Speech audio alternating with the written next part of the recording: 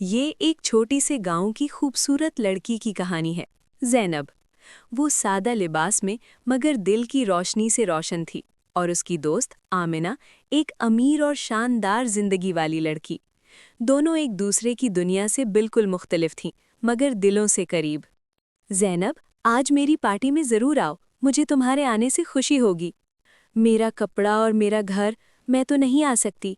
दोस्ती और मोहब्बत सबसे बड़ी दौलत है, बस तुम आओ। पार्टी में आमिना ने ज़ैनब का हाथ थामा। सबको हैरत हुई कि अमीर और गरीब के फर्क के बावजूद मोहब्बत सबसे बड़ी दौलत थी। आपकी दोस्ती मेरे दिल को खुशी दे रही है। मैं चाहती हूँ कि तुम तालीम हासिल करो और अपनी दुनिया बदल सको। और मैं चाहती हूँ कि तुम्हें सादा खुशियों की कद्र सिखाऊं। उस दिन के बाद दोनों बहनें एक दूसरे की ताकत बन गई। ज़ैनब ने सीखा कि दौलत सब कुछ नहीं, और आमिना ने सीखा कि छोटी खुशियां सबसे बड़ी दौलत हैं। मोहब्बत और दोस्ती ही सबसे बड़ी दौलत है।